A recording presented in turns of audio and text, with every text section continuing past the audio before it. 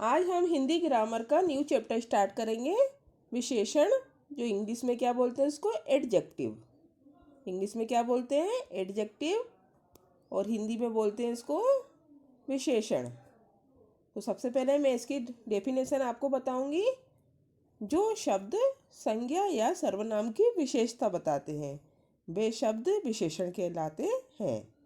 जो किसी भी शब्द की, किसी भी वाक्य की उसकी विशेषता बताएं उसको क्या बोलेंगे, विशेषण। जैसे कि एग्जाम्पल देखिए आप अपनी अपनी बुक में। प्रिया की घड़ी सुंदर है।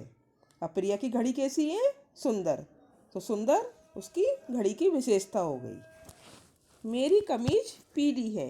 अब कमीज कैसी है, पीली, तो पीली क्या हो गई, कमीज की विशेषता। तो आपको समझ में आया विशेषण क्या होता है। जो शब्द संज्ञा या सर्वनाम की विशेषता बताते हैं वे विशेषण कहलाते हैं। आपने दोनों एग्जाम्पलों को देखा, कैसे कैसे विशेषता बताई उसकी। जिन शब्दों की विशेषता बताई जाती है उसको क्या बोलते हैं, विशेष कहते हैं। जैसे बड़ा पत्थर, इसमें बड़ा क्या हो गया, विशेषण हो गया, और पत्थर क्या हो गया, विशेष हो गया। विशेषण के चार भेद होते हैं, चार टाइप्स या प्रकार होते हैं। कौन कौन से, नंबर 1 गुणवाचक विशेषण, नंबर 2 संख्यावाचक विशेषण, नंबर 3 परिमाणवाचक विशेषण, और नंबर 4 सार्वनामिक विशेषण। अब सबसे पहले हम डिटेल में पढ़ेंगे गुणवाचक, कि गुणवाचक में क्या होता है, कैसे इसकी पहचान हम करेंगे गुणवाचक की। तो वे शब्द जो संज्ञा या सर्वनाम शब्दों के गुण, दोष, आकार, रंग, रूप और अवस्था आदि बताते हैं वे क्या होते हैं, गुणवाचक विशेषण कहलाते हैं। जैसे कि झूठा, पीला, काला, नया, पुराना, मीठा, पतला, प्यारा, सुगंधित, ईमानदार, कड़वा आदि। मतलब कि इसके गुण बता रहे हैं, किसी के दोष बता रहे हैं, किसी का आकार बताया जा रहा है इसमें, किसी का रंग रूप, जैसे कि पीला रंग रूप हो गया। नेक्स्ट आता है, अब ऐसे की एग्जाम्पल देखिए आप। जैसे कि गुणवाचक में फल मीठा है। अब फल कैसा है, मीठा है, तो मीठा क्या हो गया, इसकी एक गुण बता रहा है कि फल किस टाइप का है। हम बड़े मकान में रहते हैं। अब मकान, कैसे मकान में रहते हैं हम, बड़े मकान में, उसका आकार बता रहा है। जैसे कि मकान का आकार बता रहा है कि बड़ा मकान है। तो ये सब क्या हो गए, गुण, दोष, आकार, इस प्रकार से इसकी ये सब अवस्था वगैरह सब कुछ बताते हैं। ये सब गुणवाचक में आते हैं। नंबर 2 संख्यावाचक विशेषण। जो शब्द संज्ञा या सर्वनाम की संख्या या गिनती बताते हैं वे संख्यावाचक विशेषण कहलाते हैं। मतलब कि काउंटिंग होनी चाहिए उसमें, कि गिनती होना चाहिए। जैसे कि 2, 4, 5, कुछ, प्रत्येक, 10वां आदि। एग्जाम्पल आपकी बुक में दिया गया है। 3 कलमें हैं, यानी कि 3 पेन हैं। अब पेन कितने, 3, तो गिनती बता रहे हैं इसमें इसकी। पार्क में कुछ लोग हैं। अब कितने लोग हैं, कुछ लोग हैं, तो ये क्या आ गया, संख्या में आ गया, गिनती में आ गया ना। गिनती मतलब कि कंफर्म नहीं बता रहे कितने लोग हैं, कुछ लोग हैं, तो इस टाइप का भी आपका क्या होगा, संख्यावाचक विशेषण होगा। नंबर थ्री आता है परिमाणवाचक विशेषण।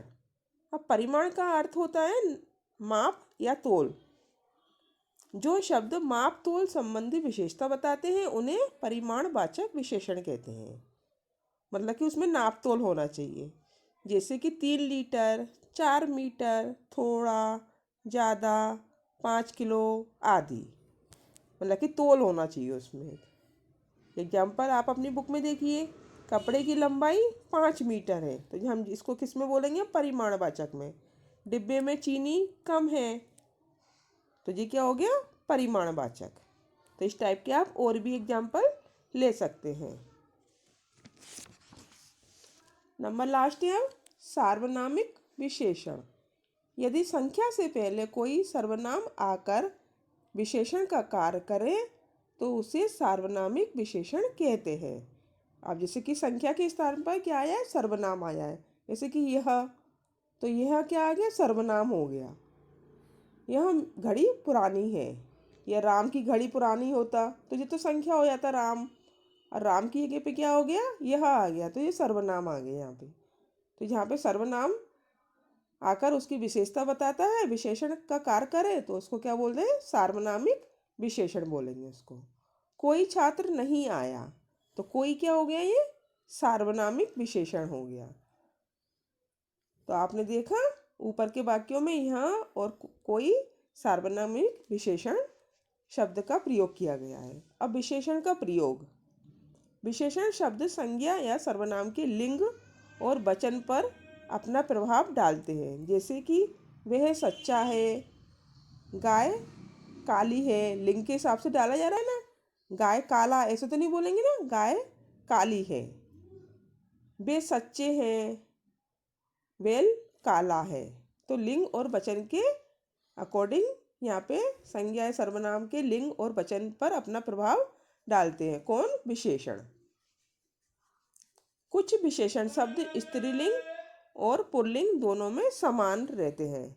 अब पुल्लिंग हो चाहे स्त्रीलिंग, दोनों में कैसे होंगे, समान, मतलब कि एक से शब्द यूज होंगे। जैसे कि सुंदर मोरनी, अब ये स्त्रीलिंग हो गया, मोर, सुंदर मोर, मोर पुल्लिंग हो गए दोनों में, लेकिन क्या क्या आया, सुंदर सुंदर आया। ईमानदार बालिका, ईमानदार बालक, स्त्रीलिंग में भी ईमानदार आया और पुल्लिंग में भी ईमानदार आया।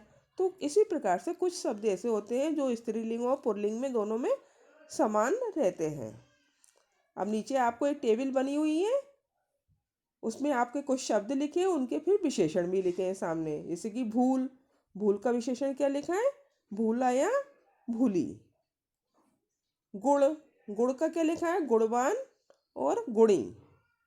कृपा, कृपा का क्या बना है, कृपालु। ये सब क्या बनना है, विशेषण। शिक्षा, शिक्षा का क्या है, शिक्षा का शैक्षिक। मैं का मेरा। नमक, नमक का नमकीन। इस प्रकार से और भी दिए आपके शब्द, उनके विशेषण भी लिखे हैं। जैसे कि घर का घरेलू, पाप का पापी, भूख का भूखा या भूखी, दुख का दुखी, दोष का दोषी, रोग का रोगी, भारत का भारतीय, दया का दयावान या दयालु, सुख का सुखी, कपट का कपटी, पहाड़ का पहाड़ी, प्यास का प्यासा या प्यासी, समाज का सामाजिक, रंग का रंगीन, स्वाद का स्वादिष्ट, संसार का सांसारिक, वर्ष का वार्षिक, देश का देशी, पूजा का पूज्य, अनुभव का अनुभवी।